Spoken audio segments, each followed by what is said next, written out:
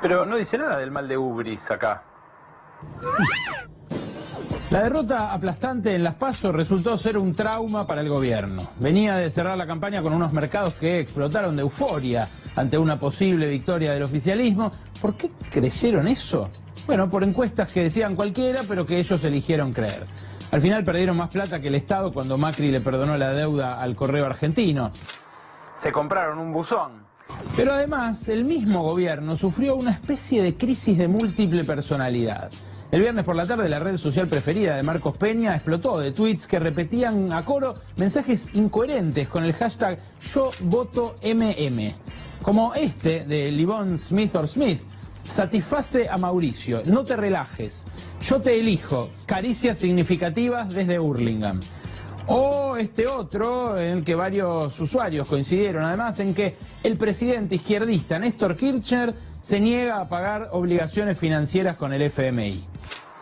Cambiaron futuro por pasado. Le pasa a cualquiera, es cierto eso, el gobierno estaba corto de efectivo y se ve que compraron bots marca Cuchuflito. Es lógico que funcionen medio mal. Lo malo es que esto alimentó la megalomanía del presidente. En vez de reconocer ese bochorno digital, festejó que su nombre llegó a ser tendencia mundial. ¡Tendencia mundial! Así llegamos al día de la elección y como también pichulearon con Smartmatic, la empresa que mandaba los telegramas con los votos, a las 9 de la noche no había datos oficiales de ningún tipo. Sí se sabía que el Frente de Todos había hecho una gran elección y que al oficialismo no le habían llegado votos de todo el mundo precisamente. Tampoco caricias significativas.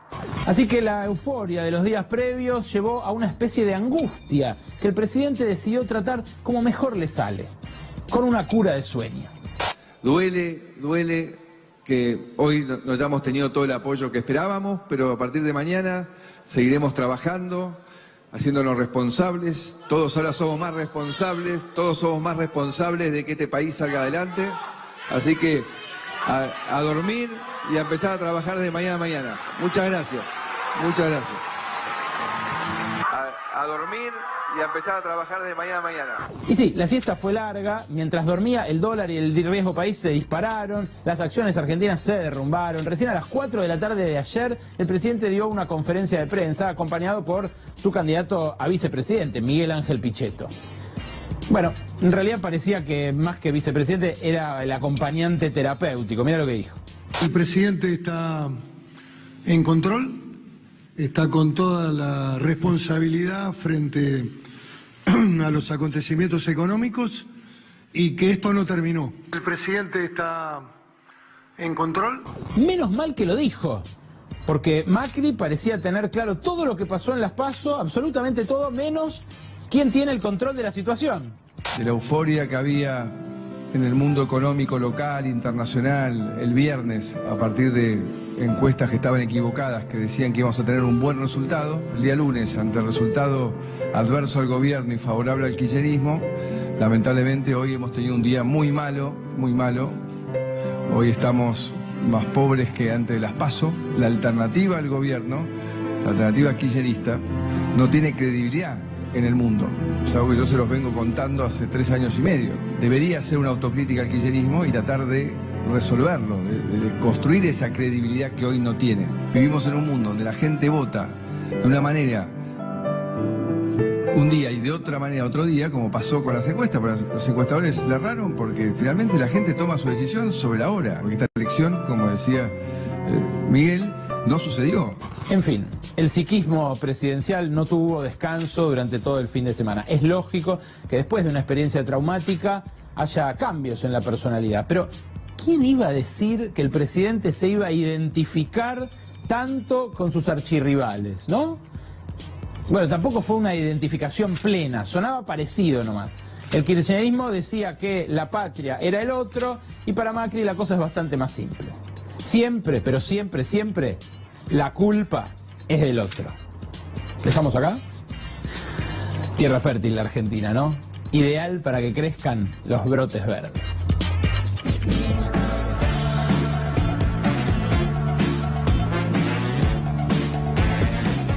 Buenas noches, bienvenidos, bienvenidas. En la antigua Roma, a inicios de nuestra era, un emperador se hizo famoso por haber prendido fuego más de la mitad de la que en ese momento era la capital del mundo. No está claro porque en la historia romana hay partes que muchas veces se asimilan a un mito, otras veces están documentadas pero solo parcialmente y se empiezan a fundir de a poco las partes de mito y las partes de la realidad.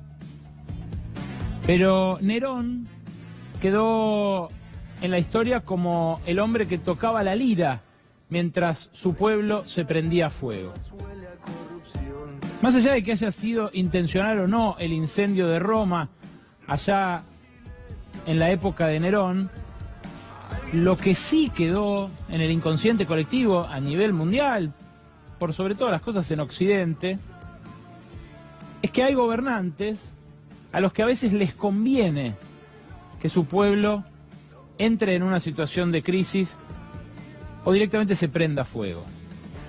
En el caso de Nerón, aquel incendio le sirvió, porque devastó áreas muy céntricas de Roma, le sirvió para hacer su Domus Aurea, su gran palacio, donde después otros príncipes que le sucedieron edificaron otros grandes edificios, justamente por lo irritante que era que Nerón, después del incendio, haya expandido sus heredades, sus tierras, los lugares donde llevaba adelante su ocio y su esparcimiento.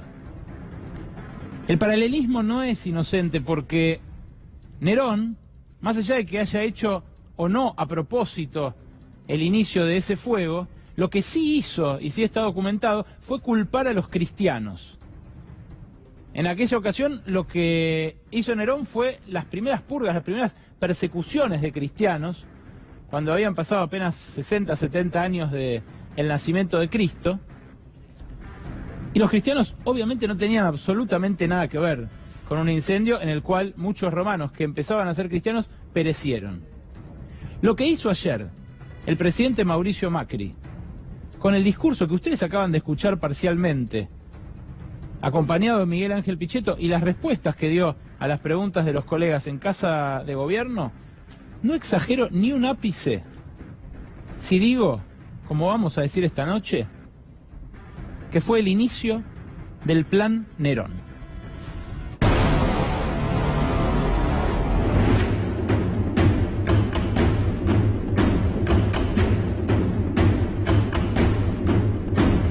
Esta noche convocamos a un panel de 3 especialistas, de 3 economistas realmente de élite, gente que vale la pena que escuchen. En un ratito vamos a conversar con ellos.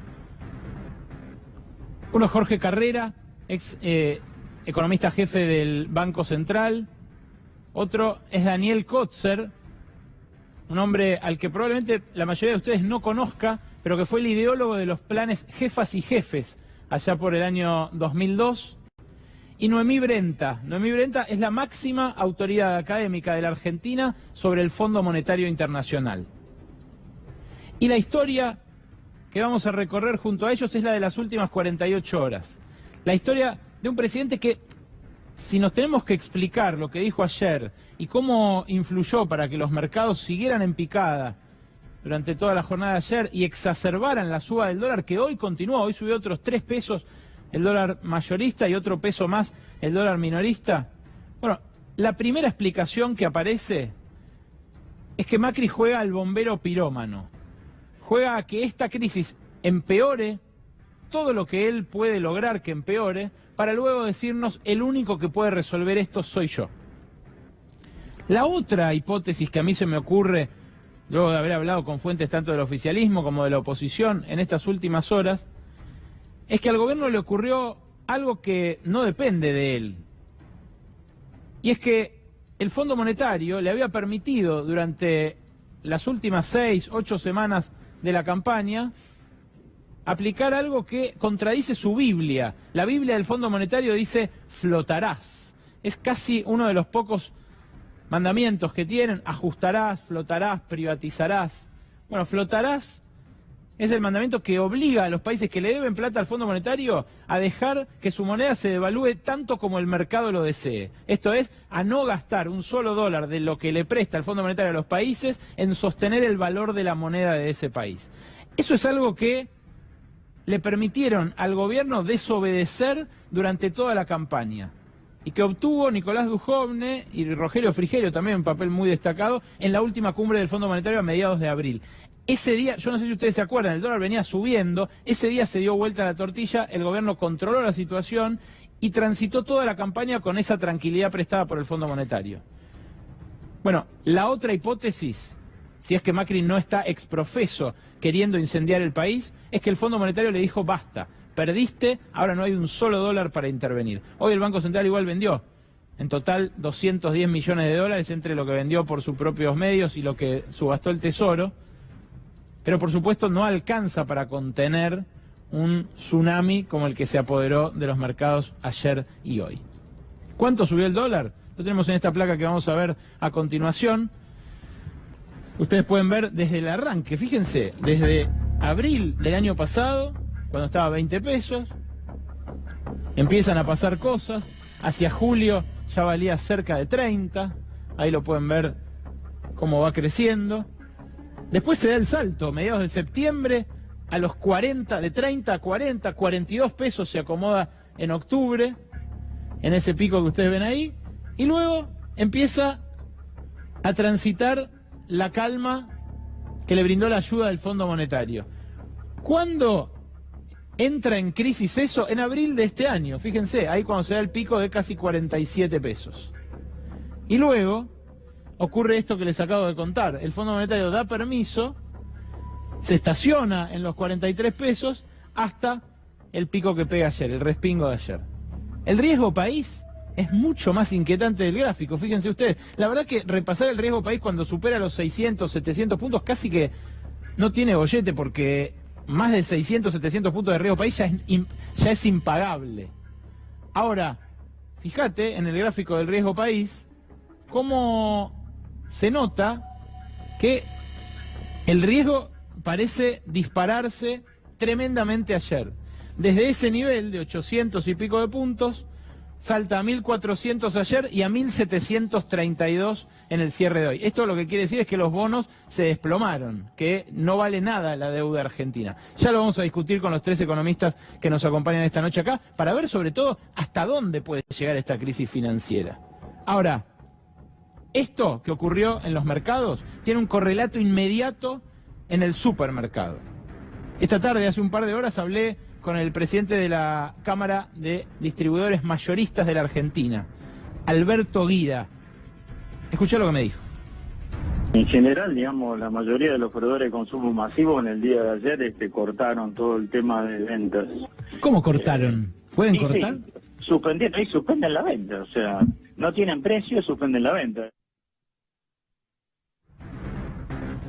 Mientras hacía esta nota en la radio, en Pasaron Cosas esta tarde, me escribió un amigo que tiene un garage. Me dijo, a mí no me venden detergente, a mí no me venden cera, a mí no me venden silicona para pasarle a los autos. ¿Es importada? No, nada de eso. Pero el proveedor tiene un proveedor cuyo proveedor de materia prima cobra a precio dólar. Claro, Argentina tiene dos monedas. Ahora también lo vamos a discutir con los economistas. En uno de los autoservicios mayoristas que representa este señor, Alberto Guida, este hombre dirige la cámara que reúne a los grandes autoservicios de la Argentina, allí donde se abastecen todos los comerciantes del país. Uno de ellos, que es Macro, colgó este cartelito hoy. Fíjense ustedes cómo, vamos a leerlo juntos, cómo empieza esto a parecerse al peor fantasma que agitó el gobierno durante la campaña, al fantasma de la venezuelización. Se informa que debido a las restricciones de la entrega de nuestros proveedores, nos vemos en la necesidad de limitar las compras de artículos de alimentos básicos a un bulto por operación. Aceite, yerba, harina, azúcar, leche, pañales, etc. Hasta que se normalice la situación, informa la oficina de ventas. Esto tiene un correlato en las cantidades y en los precios, en el abastecimiento y en el bolsillo nuestro. Lo del bolsillo, fíjense ustedes cómo va a impactar en el lugar más sensible donde puede impactar, en el precio del pan. También hablé con el presidente de la Federación de Molineros hoy.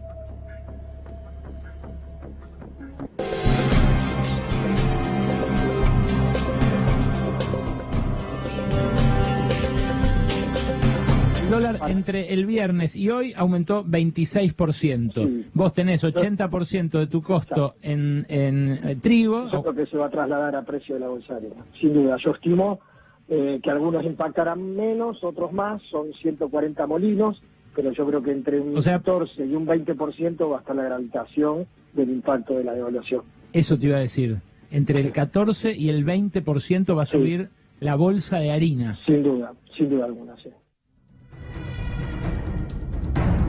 Bueno, se sabe, una panadería tiene como costos la harina, el agua y los servicios, además del sueldo del personal, ¿no? Que suba 20% la harina, el insumo fundamental del pan y de todos los farináceos, los panificados, hace que inmediatamente suba el precio de todos esos productos. Con un agravante adicional, la dieta de los sectores más pobres de la población tiene un peso de los farináceos que es descomunalmente superior al del resto de los alimentos.